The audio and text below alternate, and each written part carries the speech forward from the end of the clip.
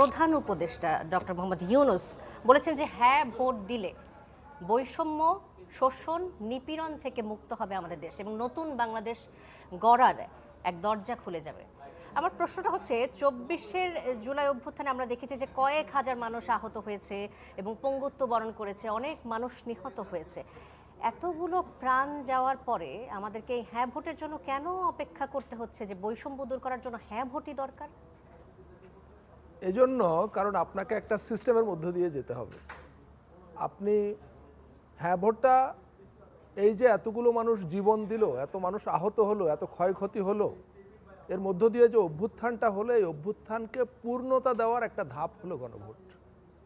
এবং এই গণভোটের মধ্য দিয়ে আপনি যে পরিবর্তনের কথা মাননীয় প্রধান উপদেষ্টা বলেছেন বলে আপনি এতক্ষণ বললেন, সেই পরিবর্তনগুলোর এবং সেই সাথে প্রধান উপদেষ্টা বলেছেন যে বৈষম্য, শোষণ, নিপীড়ন থেকে মুক্ত হবে আমাদের দেশ এবং নতুন বাংলাদেশ গড়ে যাবে।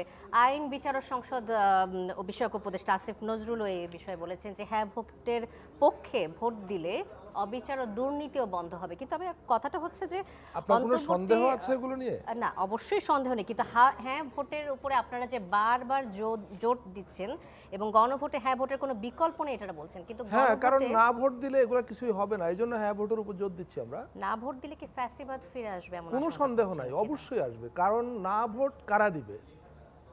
24-এর জুলাই অভ্যুত্থানের মধ্য দিয়ে যারা একটা নতুন বাংলাদেশের স্বপ্ন দেখেছে, ঘোষণা দিয়েছে, অঙ্গীকার করেছে, তারা তো কেউ না ভোট দেবে না। কারণ তারা পরিবর্তন চায়। তারা গত 54 বছরে যে বঞ্চনা, যে রাজনৈতিক সংকট, আমাদের যে নানা রকম অনিশ্চয়তা, তারা এখান থেকে বেরোবার কথা বলেছে। সুতরাং তারা তো কেউ না ভোট দেবে না, তারা তো বের হতে চায়। তারা কার্যত পক্ষে হাঁ কথাটা তারা অভ্যুত্থানের মধ্য দিয়ে বলে দিয়েছে। এখন এটাকে এক ধরনের আনুষ্ঠানিকতার মধ্য দিয়ে আমাদের সামনে অগ্রসর হওয়া।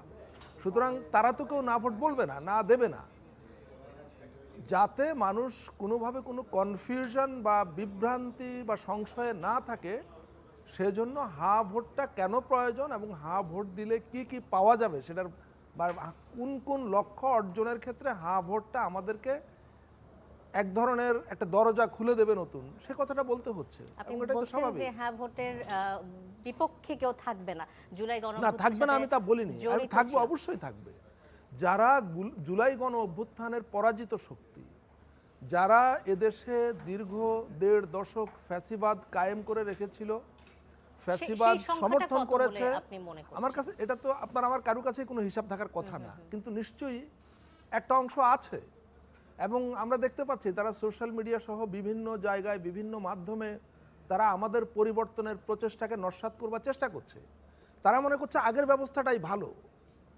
এখন যারা আগের ফ্যাসিবাদের আমরা দেখলাম যে ফ্যাসিবাদের সবাইকে নির্মূল করা হয়েছে। না, কোথায় দেখলে নির্মূল করা হয়েছে? আমরা 24-এর গণঅভ্যুত্থানের মানে পরাজিত হওয়া মানে নির্মূল হওয়া না। তারা সরকারের পক্ষ থেকে যেহেতু সরে গেছে, এখন এই মুহূর্তে ফ্যাসিবাদী শক্তি ক্ষমতার যে দাপট সেটা নাই, কিন্তু তাদের ক্ষমতাটা কোথায় আছে শুনবেন? তাহলে একটু সময় দেন। আপনি নিশ্চয়ই ডক্টর দেবপ্রিয় ভট্টাচার্যের নেতৃত্বে যে শ্বেতপত্র প্রণয়ন কমিটি হয়েছিল সেটা রিপোর্ট দেখেছিলেন, পড়েছিলেন।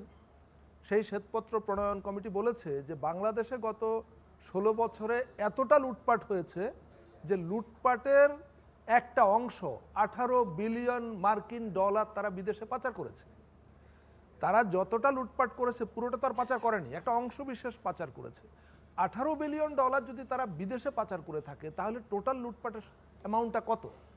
এই যে লুটের টাকা, জনগণের ট্যাক্সের টাকা, রাষ্ট্রীয় সম্পদের টাকা তারা লুটপাট করেছে, এই টাকা তো তাদের কাছে আছে, টাকার একটা ক্ষমতা আছে।